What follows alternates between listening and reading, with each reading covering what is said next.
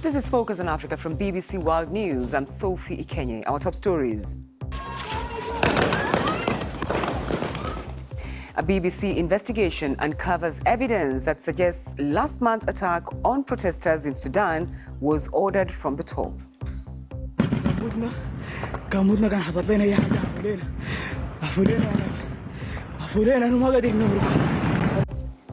In Khartoum, the ruling military council says it's foiled an attempted coup.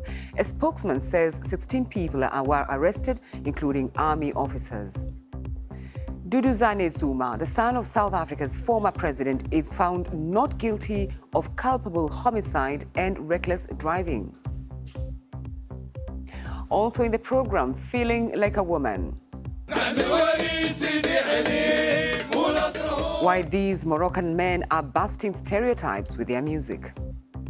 This thing that we are doing with Kabara Sheikh Khatis is really great. Why? Because it gives me the power to understand someone that's not me. Eagles, foxes and lions, oh my! And Mimi Fawaz in Cairo as the semi-final places are booked for the Africa Cup of Nations.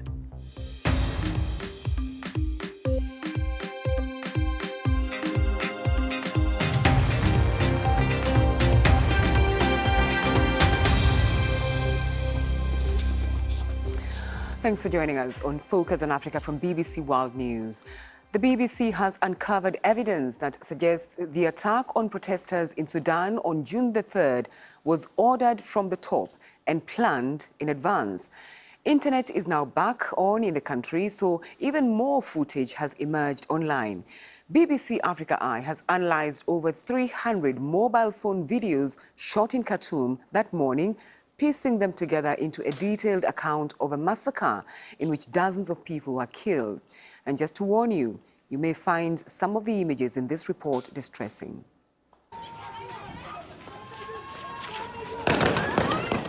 This was Khartoum at dawn on Monday, 3rd of June.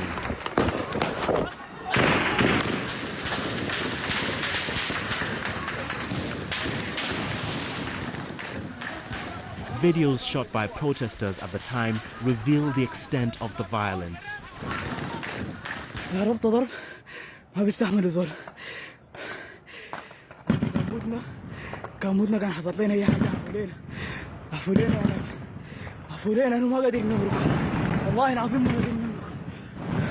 Civilians were shot at close range by men in uniform.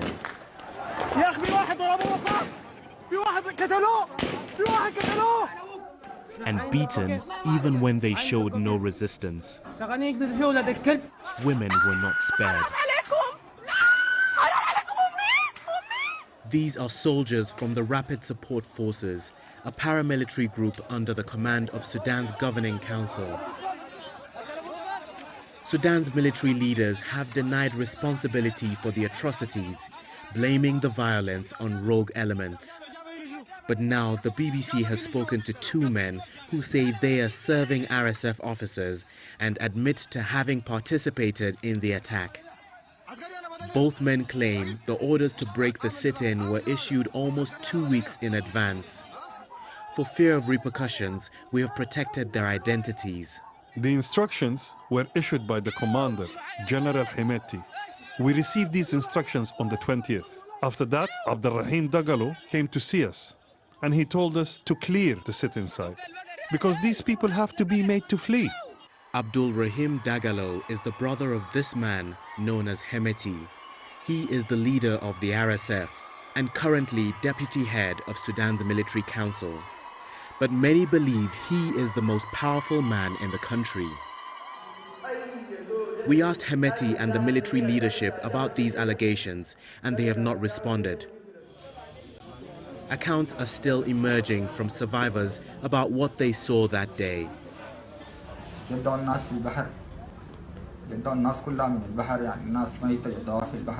We have received videos that corroborate these testimonies. They show bodies pulled from the river, some with concrete blocks still tied to their feet. Connectivity has now been returned to Sudan, so video after video of this brutal repression still floods in. The question is, Will anyone be held accountable? Tomi Oladipo, BBC News. Well, earlier I spoke to my colleague Mohamed Hashim, who was part of the team on this investigation. I asked him how likely it is that anyone will be held responsible for the attacks on June the 3rd.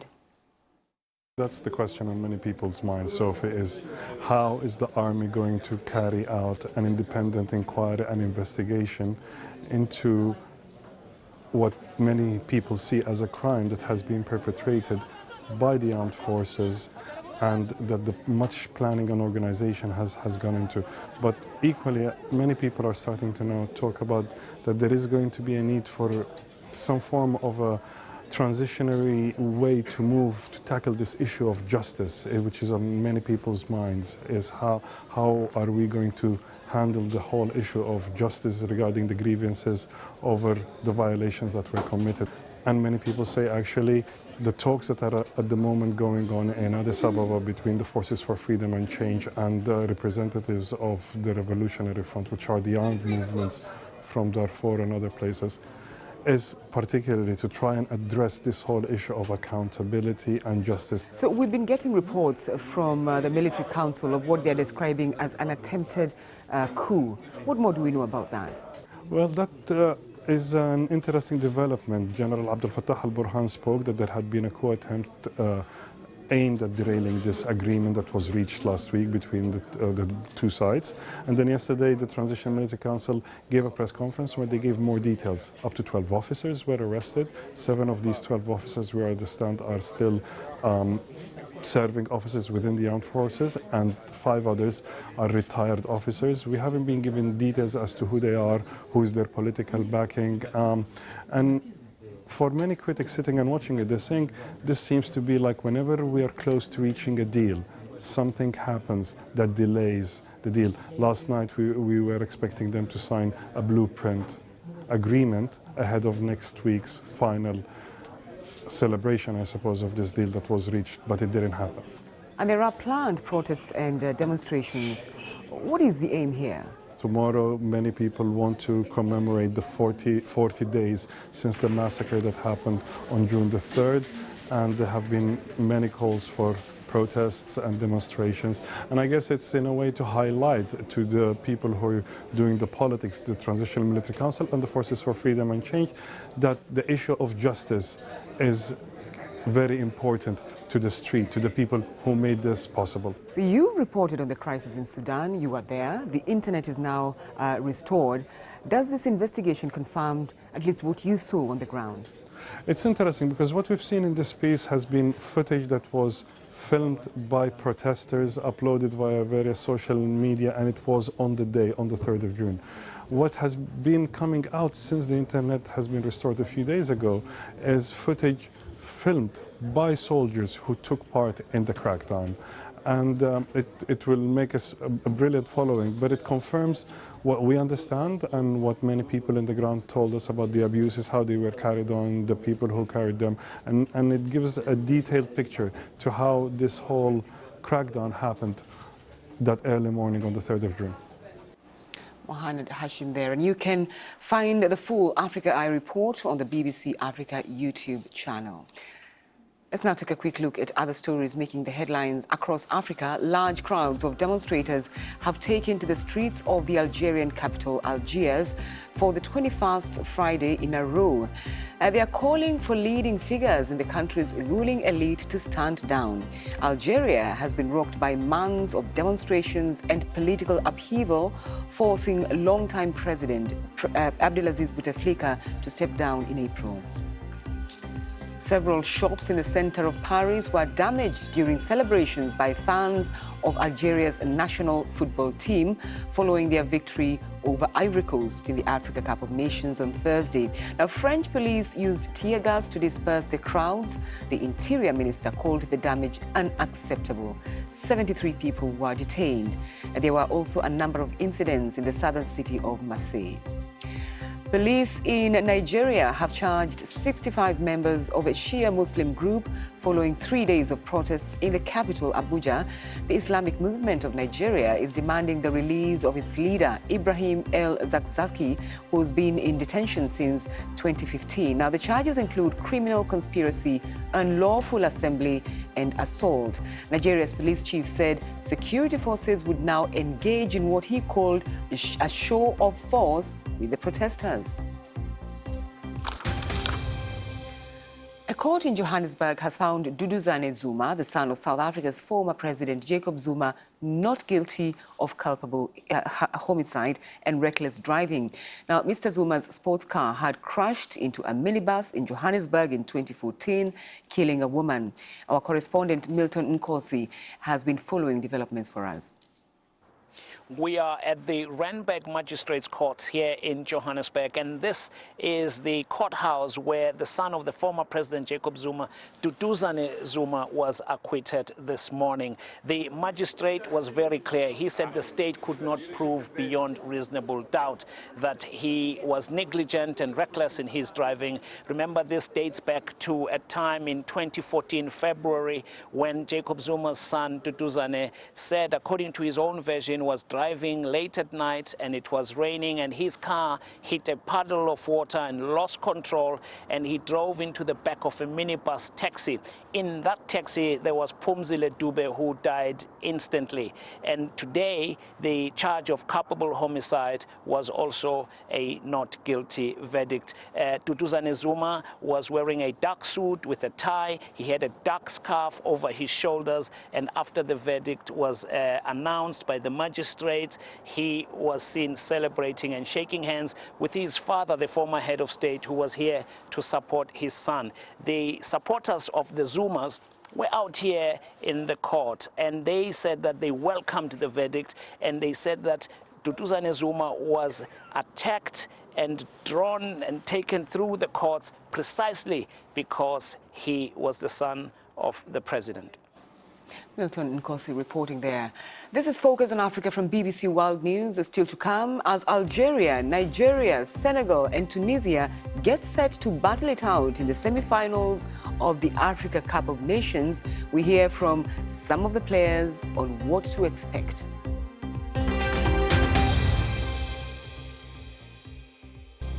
I'm Sophie Ikenye and you're watching Focus on Africa from BBC World News. The top stories on this program: a BBC investigation has uncovered evidence that suggests last month's attack on protesters in Sudan was ordered from the top. A court in Johannesburg has found Duduzane Zuma, the son of South Africa's former president, not guilty of culpable homicide and reckless driving. You're watching BBC Focus on Africa. It's time now for some sport. Let's go straight to Cairo and join Mimi Fawaz. Mimi.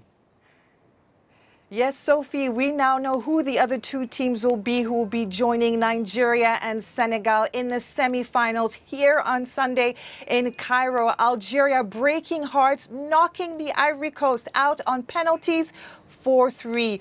First, Wilfred Bony, the former Manchester City player, missing the penalty, and then Seri Dié stepping up and also missing a penalty. He left a message for the Ivorian fans saying very sorry for coming out of the tournament. But Sofiane Feghouli, the Algerian player, well, he scored in that match and he was happy. Celebrations all round for Algeria. We are very proud about this win tonight against a very good team. But it's not finished. We don't win anything, and we want to continue and work hard for to be champion. We need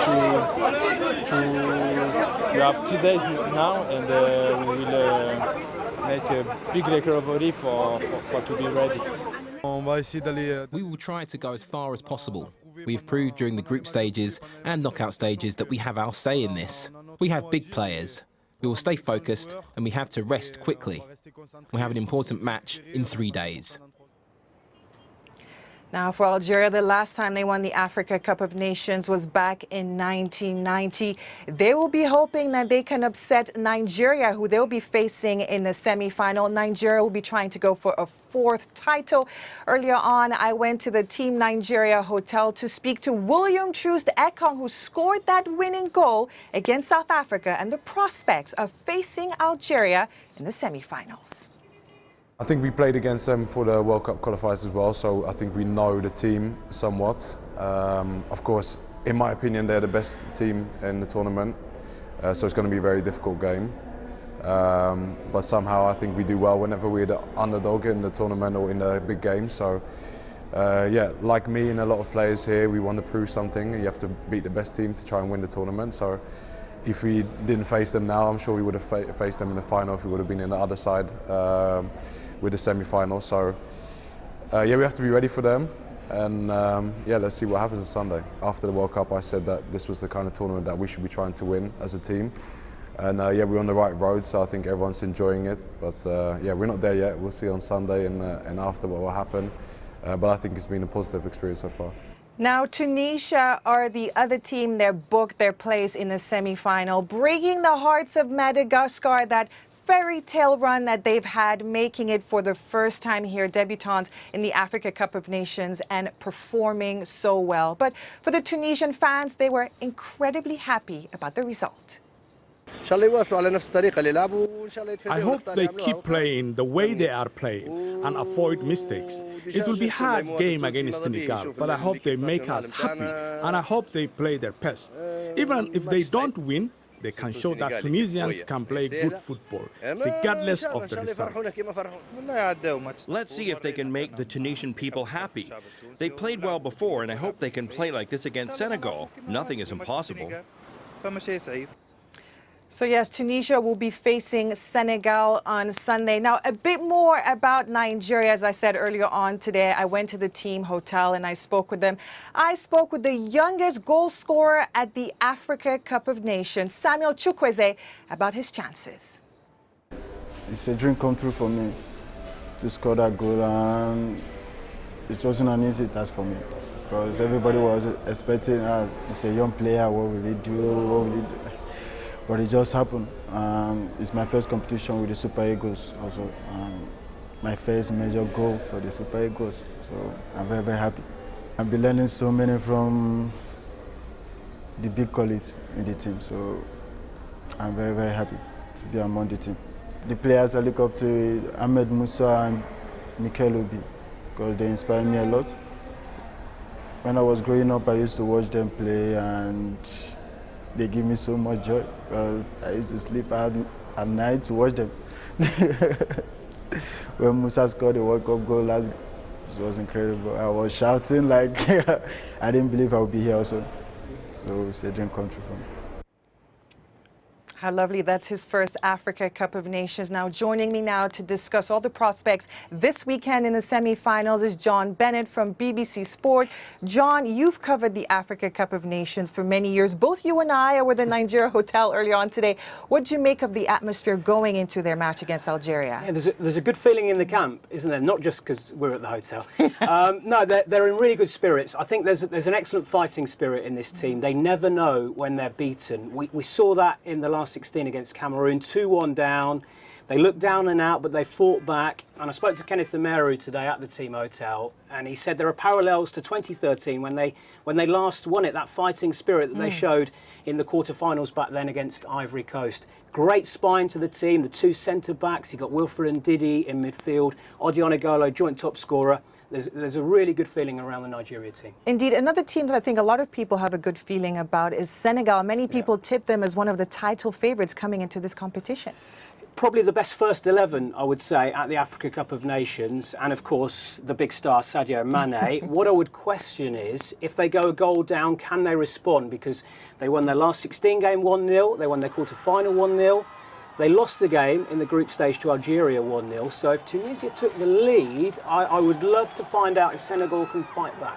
Talking about Tunisia now, this is the first time since, I think 2004 that they're making it through to the semi-finals. They started off slowly in this competition, didn't they? Yeah, they're peaking at the right time. We've seen it so many times in major tournaments before. Remember Portugal in Euro 2016? They started off very slowly and got better and better and better. I spoke to Osama Haddadi, their defender, and he admitted they're undercooked at the start of the tournament, but he likes the fact that with every round they're getting better and better. So don't write Tunisia off. Undercooked, but they're cooking now. Now let's look to Algeria. They didn't start off as one of the title favorites. We've seen them in the competition. A lot of people saying they are the #1 team to look out for. I'm so impressed. Jamal Belmadi, the head coach, doing a brilliant job. They're disciplined, they're organised, but they've got the flair of Riyad Mahrez, of Belaili, of Faguli. I would say, though, they showed a few vulnerabilities against Ivory Coast. So maybe the fear factor has gone for Nigeria, but still, for me, they've been the most impressive team, and they're the best squad, I would say, at the Africa Cup of Nations. Senegal were the best 11, Algeria were the best squad at the AFCON. All right, thank you so much, as always, for all your analysis and insights. So it's surely going to be an interesting weekend of semi-final fixtures, and of course, you know that I'll be there to watch all of them. Back to you, Sophie. Mimi Fawaz for us there in Cairo. Thank you. Now, how important is masculinity in the Arab world? Very much so, according to a survey for BBC Arabic that suggests that 65% of young Moroccan men believe it's important or very important to conform to media ideals of masculinity. But one group of men is challenging gender stereotypes through music and dance. Cabaret Cheikats are an all-male musical troupe who dress up as women to pay tribute to Morocco's female folk singing history. It's a place where roles are reversed. A place where everything is possible. A place where nothing is forbidden.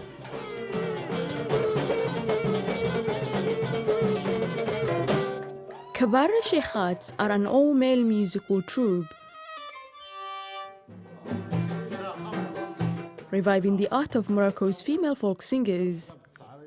Through performing, their views on gender have changed. We were only men and we were searching the femininity inside us.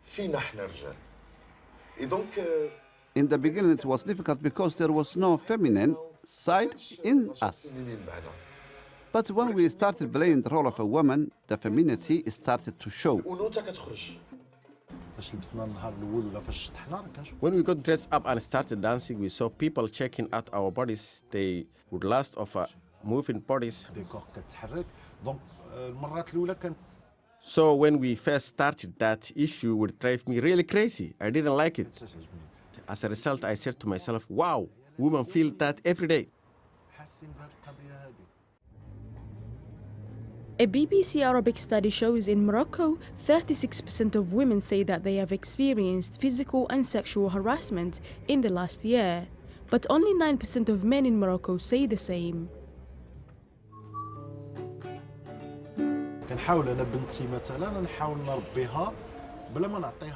I am trying to raise my daughter without giving her education specifically for a daughter. Instead, I raise her to be a baby that can decide what she wants to be in the future.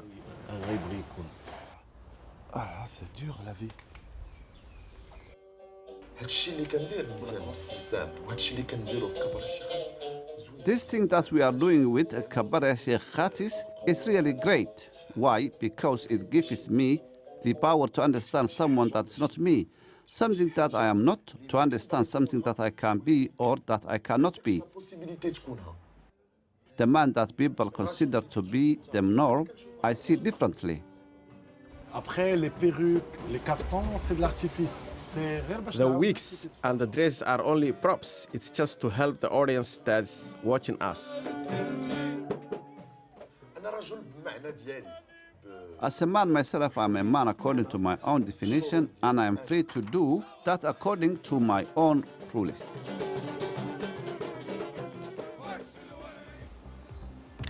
Oh, don't forget you can get in touch with me and some of the team on Twitter. I'm at Sikenya. That's Focus on Africa for now. Thank you for your company.